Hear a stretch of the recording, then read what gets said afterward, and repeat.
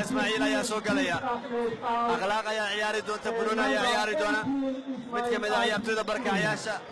يا سوقليا إسماعيل وحب عيد معني ترى هذا هو فرح سنة يرتوي هذا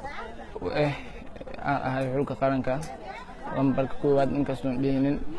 إن يرتوي كلا لف دبرتها هذا هو فرح سنة يعني يرتوي كلا دقن مجال كان إسماعيل صوماليا إسماعيل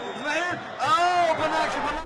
ودي يرتوي حلقة قرنك صوماليا بوسكا كوي تونات لا بوسكا سجالات وصفتي kulmada in aan ku dheelaynay safarka aabaxnay idil yaraanteeda ani waxa ku dhashay shir kale waxa ku soo koray meel lahayo 15 October waxaan soo degnay digfeer ilaa iyo digfeer ay soo guurnay asluubta degnay asluubta hadda inta ku sugnaay sarkuus biloon aniga horta waqti hore soo bilaabay laakiin dhawaana soo bilaabay aan ku faraxsanahay meesha hadda ka taaganahay aniga suwaacdi waa soo kaca 6 saac 7 saac caalmindada aan jirnay sida caalmindada aan ku soo qaadeynay marka caalmindada ka soo baxo galbii aan soo aadi jiray xaafadeeda sida xaafadu imaado howl yar yar oo guriga ka dhimana dhameystiray habeenka dan bareefad labada aadi jiray waxaan ka qayb galay ciyaartooyda qaranka inaan noqdo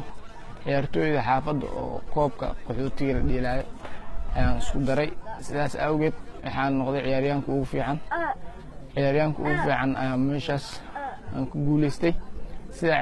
sidaas awgeed dadaal fara badan juhdi fara badan oo macallimiinteena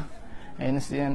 halaan ku soo gaarnay aan xulka u baxan qaranka isbedel aad iyo aad weyn aan ka dareemay inaan baxo xulka qaranka Soomaaliya waxaan dad badan aan arkay taageeriye aan ku faraxsanahay waxaan rajeynayaa ciyaartooyda qaranka Soomaaliya sida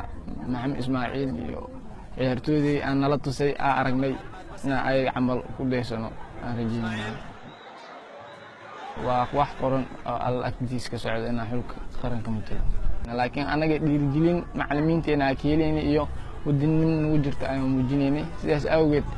aan dadkaas iga dhicinay